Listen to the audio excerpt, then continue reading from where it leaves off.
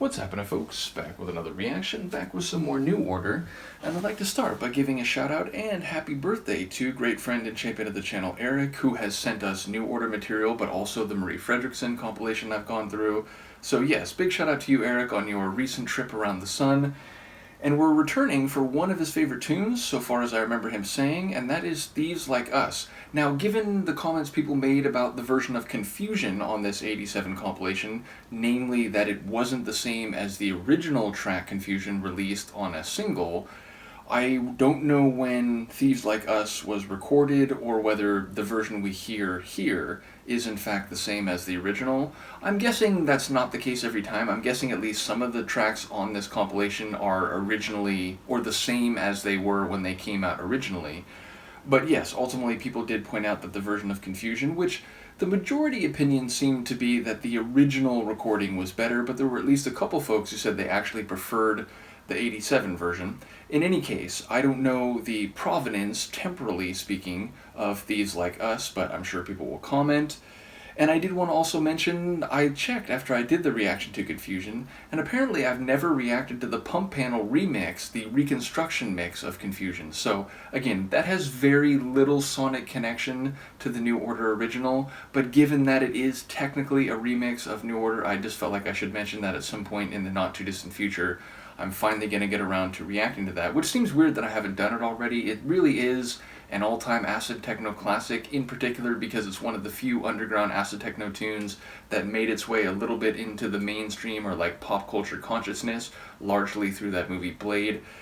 In any case, we are up to Thieves Like Us, which as a title is very amusing. I wonder whether thieves is being used more literally here, and of course even thieving in a so-called literal sense can mean different things. You can steal someone's heart, you can steal something by sampling it, but then making it your own in a composition, so it could be a bit of a meta reference about musical construction. It could relate to an actual narrative in which people are thieves in a more direct physical sense. So yes, I don't quite know what to expect, but I like the phrasing, and if you're referring to yourself as a thief, then you're suggesting that you're taking something which wasn't originally yours, though, as we learn from tales like Robin Hood and so on, that can be seen as a more moral or justifiable thing given the right context. So I'll see what I can pick up on a first listen. This is New Order, the track is Thieves Like Us, and it's included on the 1987 compilation Substance.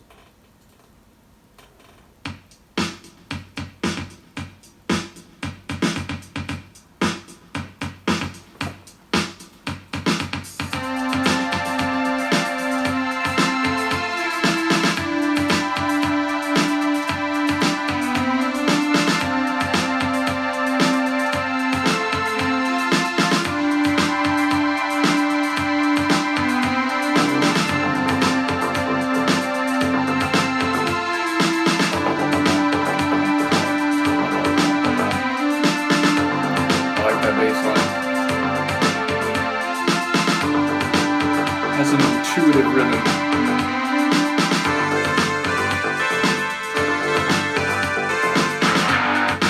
Oh.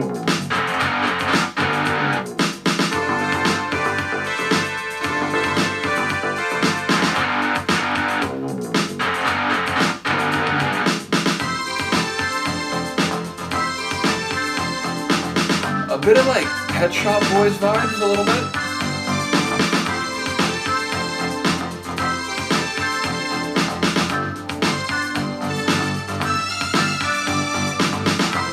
Like, I can hear Neil's voice coming in here very easily.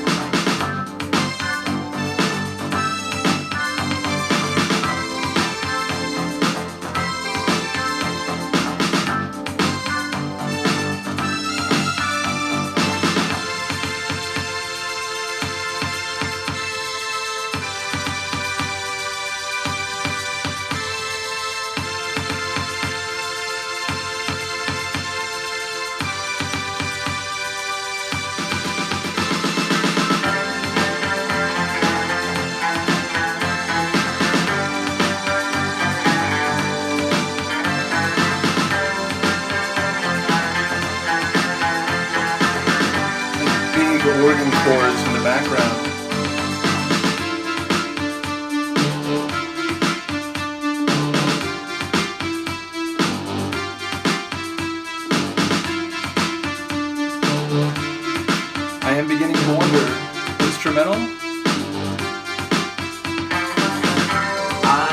your face for a long time.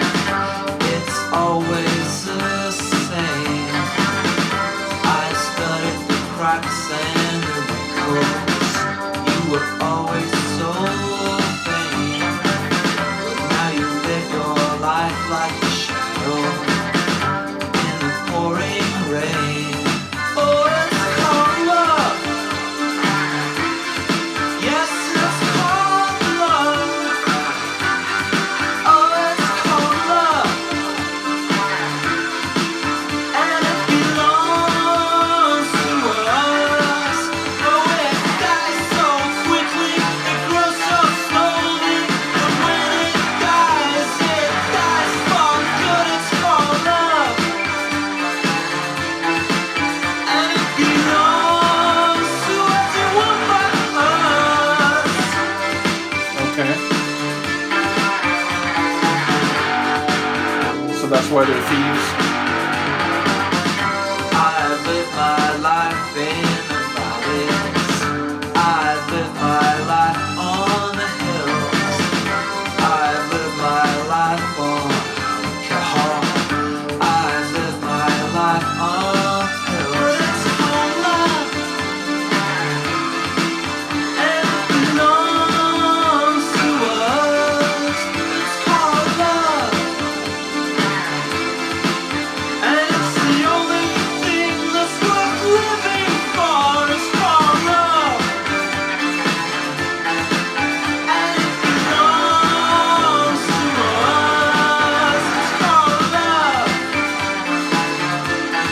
Yes, it's called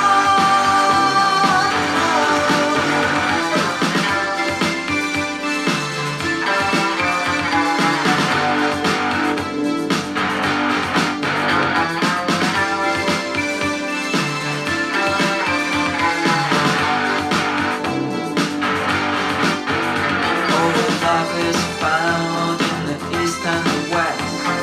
When love is at home, it's the best. Love is the cure for every evil.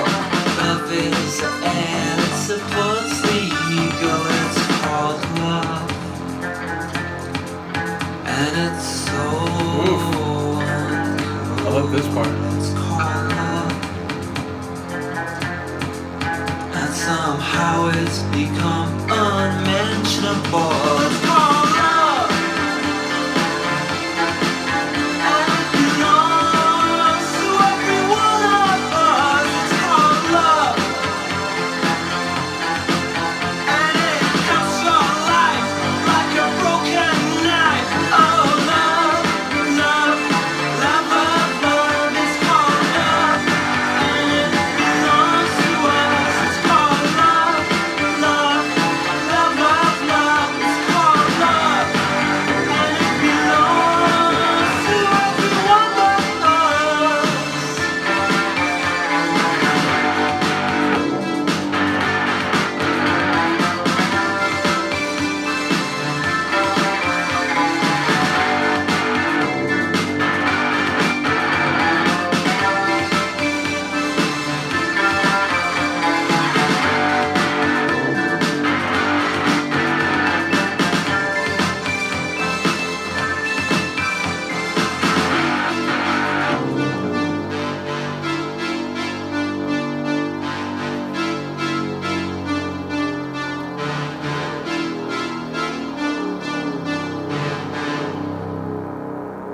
Oof. The deep, dragging bass of this track really stood out to me. So yeah, sonically, that was fantastic. It was a really nice cornucopia of sonic elements. I love those high, intense organ chords. I love the quicker and a bit funky, like lead keyboard line in some of the sections. I love that edgy guitar, I think it was. I suppose that could have been a synth too, but I felt like it was actually a guitar. And then all under that, or under all of that rather, that, again, as I said, intuitive bass line, meaning after the very first time it went through, I got a sense for what the rhythm was in the A and the B part.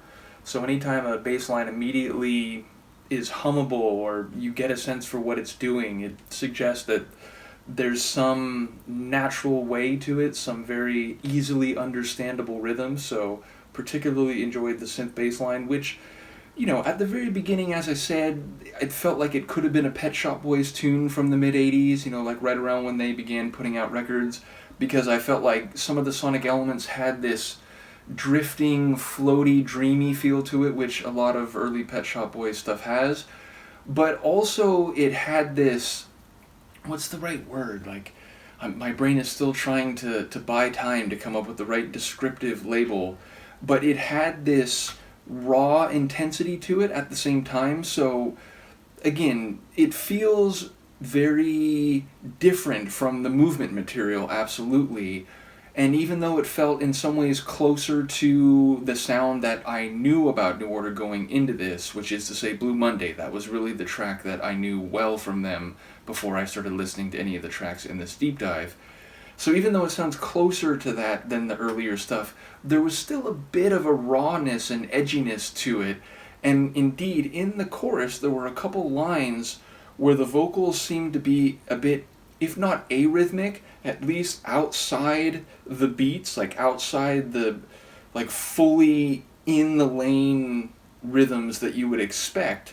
And so that vocal delivery, that rhythmic delivery rather, that had a bit of rawness to it, almost like a post-punk kind of feel, where he was making his vocals not only in a couple of the lines sound maybe less fully sonorous and melodic than he could have, but they were also a bit outside the lines rhythmically, so that also gave it a bit of a raw, edgy type of feel. So, as I said, it was sort of a mixture not only of different sonic elements, but also of sonic stylings, where it felt a bit more polished, a bit more electronic synth dance floor than the movement stuff, but there was still a bit of that post-punk rawness to it. So, just a really interesting blending of sounds and stylings. Lyrically, I'm curious, because at first I thought he was talking mostly about karma, or dharma if you prefer, and, the idea of karma, I think, has spread beyond its, let's say, Eastern religious foundations, but it is ultimately something in which, like, what goes around comes around, things which, or people who do bad things will eventually have bad things happen to them. People who do good and try to help others will eventually have good and help coming their way. But then he was talking more as the song went along about love, and how love, it's the key to everything. It can fix problems. It's the only thing that's worth living for. It's what everybody really needs, and it's what this world could use more of. And so at first it was like, I thought he was saying like, well, karma belongs to everybody else, so like if we're getting some good karma, then maybe we're thieves, because we didn't actually deserve it. We just took some of that. We made it happen. But then there were other lines, especially when he was talking about love, where it was like, it belongs to everybody. It belongs to all of us. But then still coming back with the line, it belongs to everybody but us. So, I don't know, karma, love, two different concepts, but maybe you could say they are connected, certainly on the brighter side of the karmic spectrum. But yeah, it seemed to vacillate back and forth about who those qualities or concepts belong to. But thinking, again, that the line, it belongs to everybody but us, is perhaps relevant to the title, then the idea of being a thief is less literal. It's less about stealing a gold watch from a display case, and more about perhaps getting feelings and love and having these emotions or effects come your way, maybe not fully deserved. So, the concept of karma, but linked to love specifically. So I'll be curious to hear people talk about the lyrics on this one. As I said, very different from the movement stuff, but you can still see a bit of the DNA, a bit of the sonic evolution and lineage in this track compared to some of the earlier stuff still. So different, but with similarities, I guess is the most concise way to say it. I am known for verbosity a little bit. Nevertheless, once again, shout out to Erik, enjoying this journey through the compilation. Let me know what you think of this one, and I will see you next time. Peace.